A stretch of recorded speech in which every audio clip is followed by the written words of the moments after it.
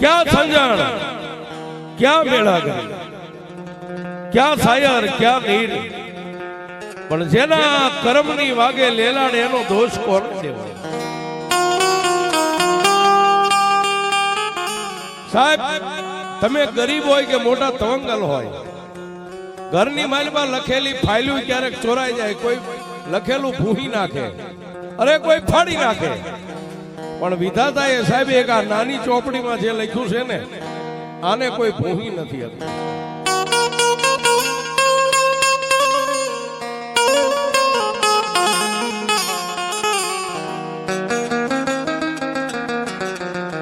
કર્મ ભાગથી મોટું કોઈ નથી. તોરલ કે શાયર ઉમટ્યો એમાં કઈક રતન તણાતા જાય, પણ કર્મના હીરા માનવી એ રાજુ ભુવા જેની હંખલે મુઠ્ઠીઓ ભરાય.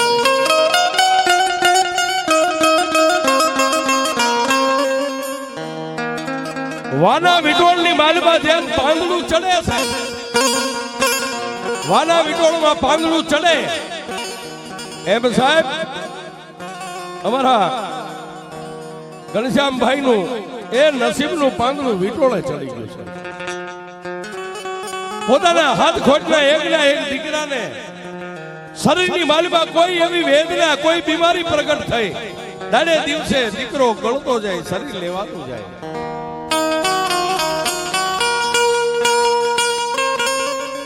એ એક તો માંડ માંડ કરીને પોતાના બાળ બચ્ચાનું પેટ ભરતા થશે. ઓલું કહેવત છે ને, પાસેર દૂધ હોય ને એમાં ઠેબે ચડે, એમાંથી કેટલું ઢોળાય ને કેટલું રહે છે.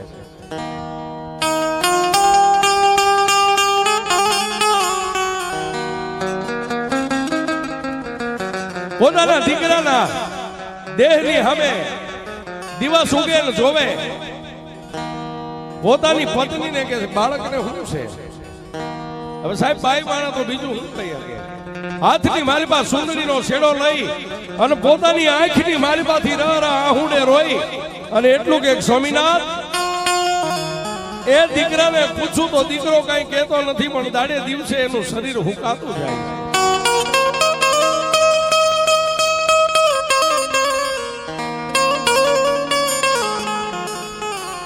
7 વર્ષના દીકરાને સાહેબ તૈયાર કરી ઘનશ્યામભાઈ અને પોતાના ધર્મપત્ની બે માણા દીકરાનું વાવડું થોભી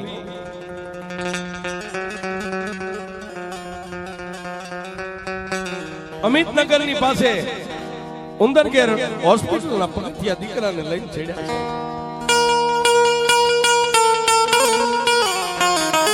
તેથી એની પાસે કઈ હશે કે નહીં હોય, એ તો એનો આઈટમ સાળતો હોય છે. હોસ્પિટલના પગથિયા ચડી જ્યારે દીકરાનો રિપોર્ટ કરાવી અને સર્જનની સામે હાથ જોડીને તેથી જન્મદાતા એ બાપ આંખની માલબા આહુડા સોધાર આનંદ સર્જન ડોક્ટરને કીધું, સાહેબ મારું એકનું એક પહોળું છે, ઓ મારી આગળ પાછળ બીજું કોઈ નથી. સાહેબ મારા દીકરાનું દર્દ શું છે મને કયો તો ખરા. તેથી ઉંદરગેર હોસ્પિટલના સર્જને એટલું કીધું, ભાઈ આને બીજે ક્યાંય સારી હોસ્પિટલે લઈ જાઓ, એ આનું દર્દ મારા નિદાનમાં કઈ પારખવામાં નથી આવતું. તેથી પોતાના એકના એક લાડકવાયા દીકરાનું બાવડું થોભીને બે માણા ઉંદરગેર હોસ્પિટલના પગથિયા ઉતર્યા, પણ જેને ઉપર આપને નીચે ધરતી છે.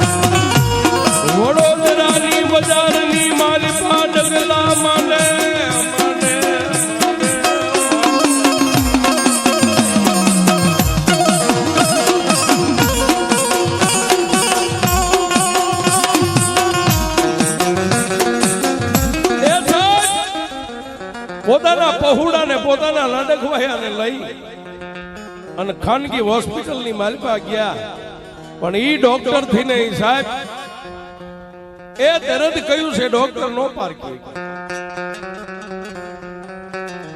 એક દી બે દી રોકાય, છેલ્લે ન્યાથી નહીં રજા લઈ અને સાહેબ કાશીબા હોસ્પિટલ ના પગથિયા ચડ્યા.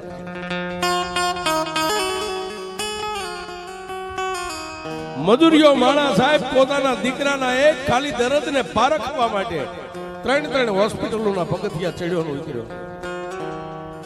કાશીબા હોસ્પિટલની મારી પાસે ગયા, દીકરાના જ્યારે રિપોર્ટ આવ્યા અને ઓફિસની મારી પાસે જઈને બે માણાએ સાહેબની સામે બે હાથ જોડીને કીધું, સાહેબ મારા લાડકભાઈનો રિપોર્ટ. સાહેબ કાશીબા હોસ્પિટલના સર્જને એટલું કીધું, ભાઈ તમારા દીકરા કેટલા છે? ઘનશ્યામભાઈએ કીધું, સાહેબ મારે એક જ દીકરો છે.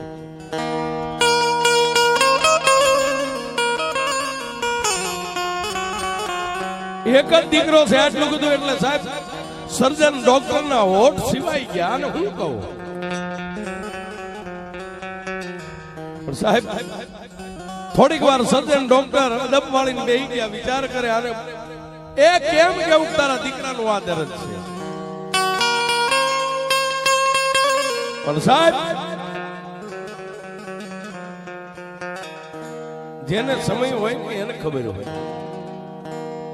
ઘનશ્યામભાઈ ના ધર્મપત્ની તેથી સર્જનની સામે સાહેબ એક હાડીનો શેડો આમ લંબાવીને ટેબલની માથે આમ ખોળો પાથરીને એટલું કીધું કે સાહેબ એ તમારી બેન માનો કે અમારા પહોળાને લઈને આવી એની જનેતા માનો. સાહેબ મારા દીકરાની જિંદગીની ભીખ તમારી પાસે માંગુ છું, મારા દીકરાને હું શીખજો તો ખરા.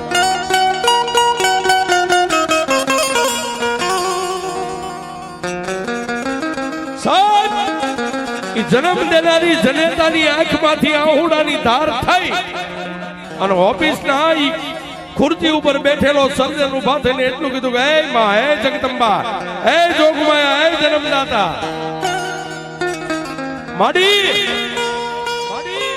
દુનિયાની માલપા માણાને એક કુંબડું થયું હોય ને એની વેદનાની એને ખબર હોય.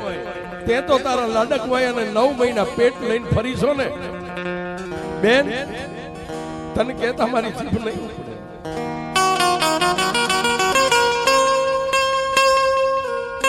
સાહેબ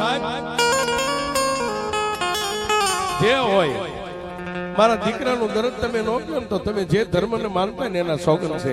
જે હોય મારા દીકરાનું દુઃખ જાહેર કરી. સાહેબ કાશીબા હોસ્પિટલના સર્જને બે હાથ જોડીને કીધું કે હે જોગમાયા, તારા દીકરાને કેન્સર થઈ ગયું છે બા.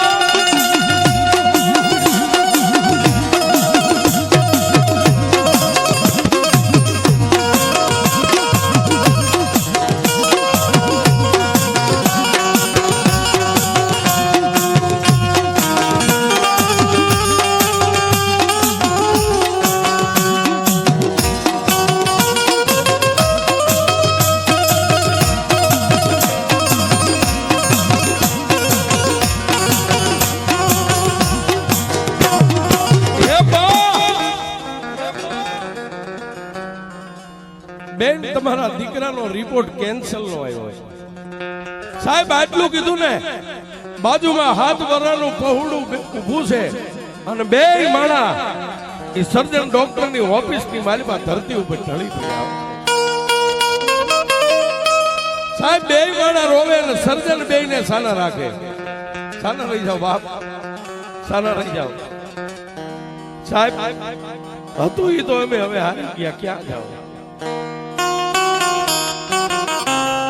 દુનિયાની માલિકા જેનું નામ કેન્સર દર્દ છે ને એ કેન્સર જ હોય છે. બે માણસને ધીરજ આપી, બેને એક ગ્લાસ પાણી પાયો અને એનાથી થતી કાર્યવાહીની દવા રિપોર્ટ લખી અને કીધું કે દીકરાને હાચવજો બા. બે માણસ દીકરાને લઈ અને પોતાના આંગણે સાહેબ પોતાના સાધન સાપરે આવી બે માણા એકાબીજીની સામે જોઈ અને રોઈ રોઈને દિવસો કાઢે.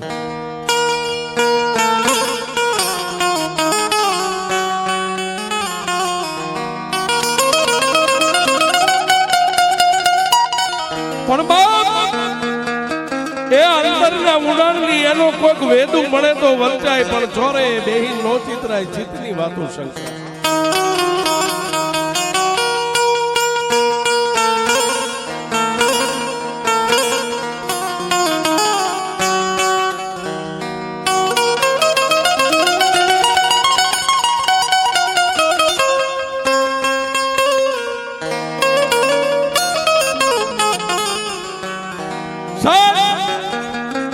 માણાનો જેથી દુઃખનો અંત આવે ને તમને ત્યારે કોક એવા સાધુ, કોઈ સિદ્ધ, કોઈ ભાઈબંધ, કોઈ મિત્રનો ભેટ થાય.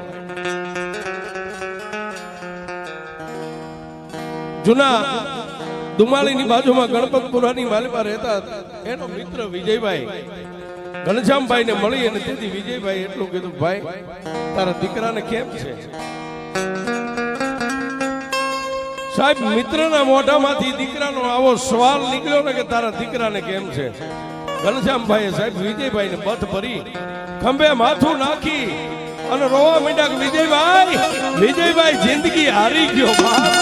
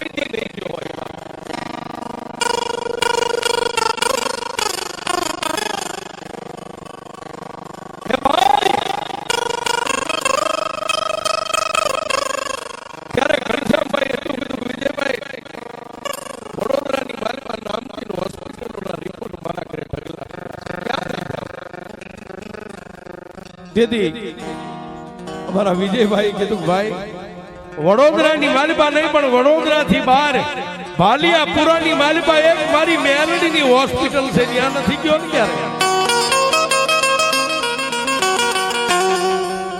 હાલ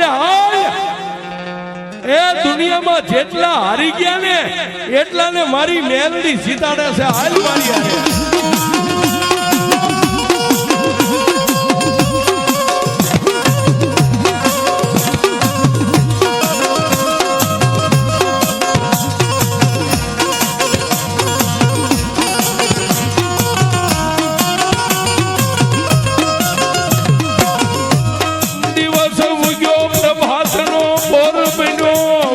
હવા વેતની લાગણી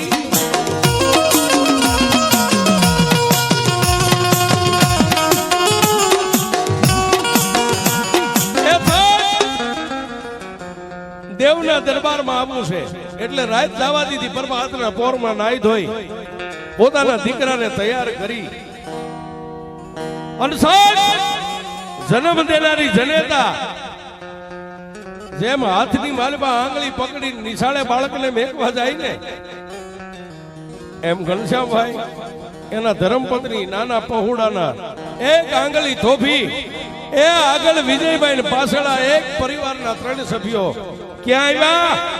ભાલિયાપુરાની માલબા મારી વિક્રમ ભુવાજીની એ મહાની મેલડીના દરવાજે આવ્યા હો સાહેબ.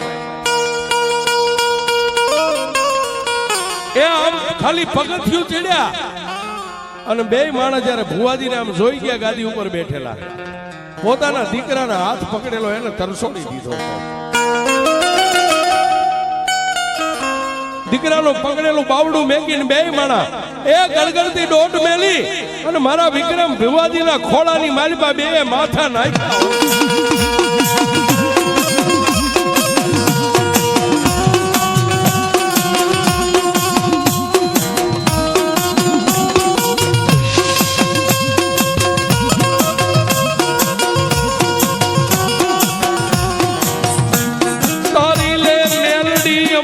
ડૂબતી નાવડીને તારી લે અમારી મેલડી જીવી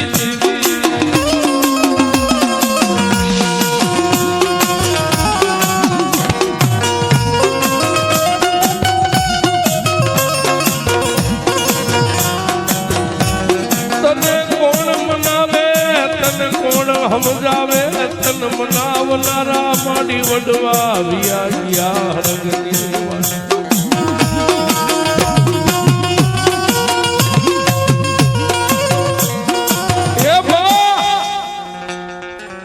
બે માણસ સાહેબ લાકડી પડે ભુવાજીના ખોળાની માલપા માથું નાખી અને મન મેકીને બે રોવા માંડી ગયા છે. એ બે માણસના મસ્તકની માથે હાથ મેકી અને તેથી ભુવાજી એટલું બધું શું છે ભાઈ, એ રોયે ભેગું ન થાય. જે હોય વાત કરો અને વાત હું નહીં સાંભળું. વાત તો આ મંદિરમાં બેઠેલી મારી લોઢાના દાંત વાળી મેલડી સાંભળી જાય ને તો તમારા દુઃખનો અંત આવે. બાકી હું તો તમારા જેવો પામર માણસ.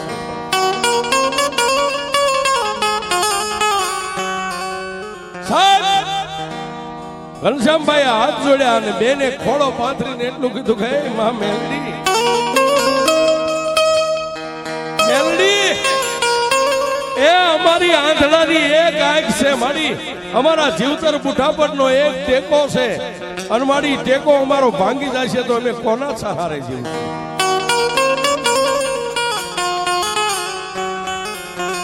મારી એ દુનિયાના સર્જન ડોક્ટરે ઊંચા હાથ કરીને મારા દીકરાને કેન્સર જાહેર કર્યું છે અને મારી મેલડી છેલ્લે તારી પાસે આવ્યા છે.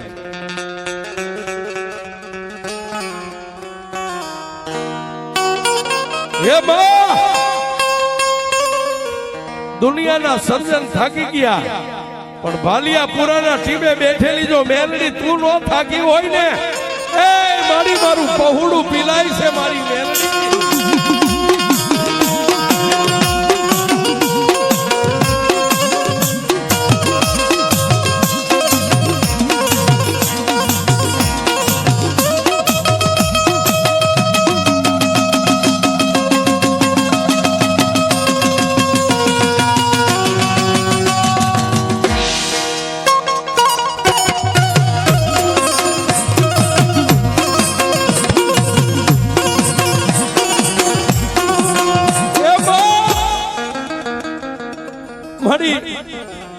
મેલડી મારા દીકરાનો એ તારી ભાઈ મારા દીકરાની જિંદગીની ભીખ માંગુ છું મેલડી, બીજું કાંઈ નથી જોતું.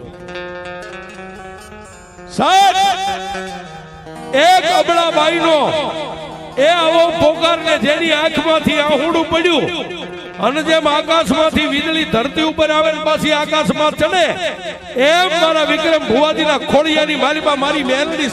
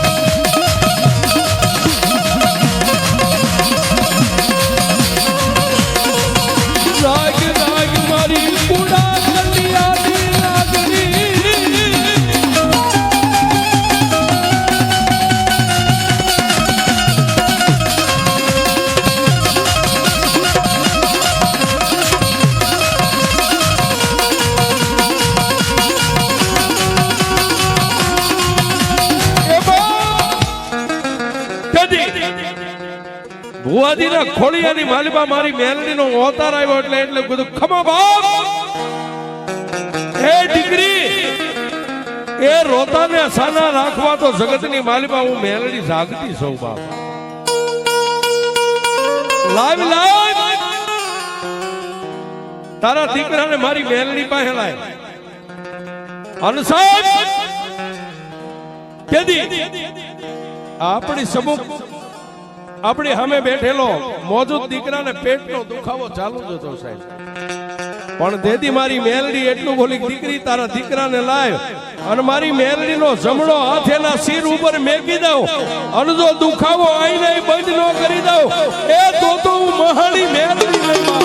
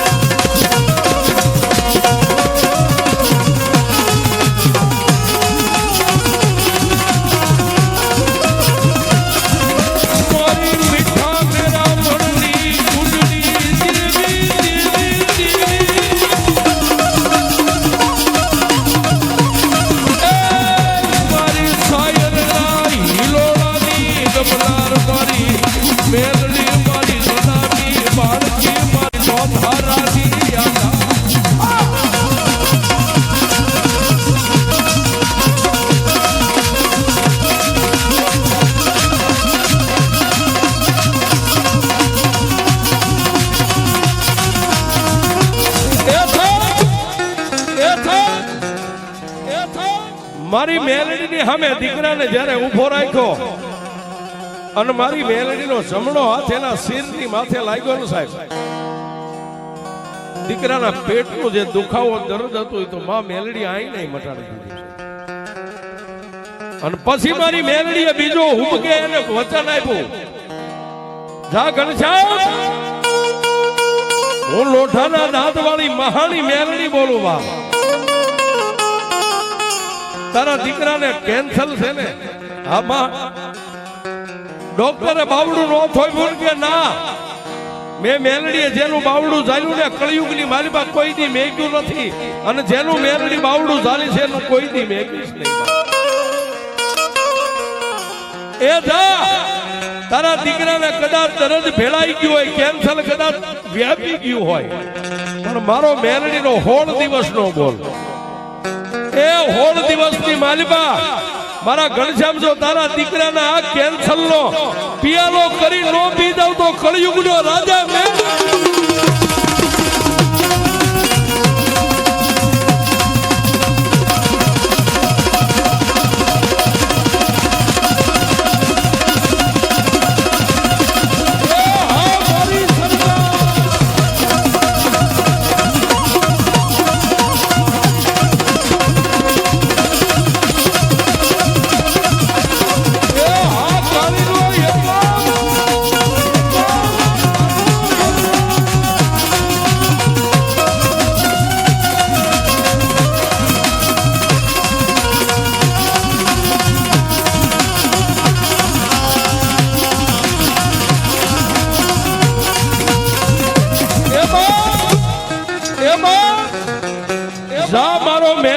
કળિયુગની માલિબા બોલશે ની બોલું મેલડી તને આપું છું એ તારા દીકરાનું કેન્સર જો 16 દીની માલિબા વાળી ઘોડી પિયાલો પીવું એમ નો પી જાવ તો હું મહાની મેલડી નહીં બાપ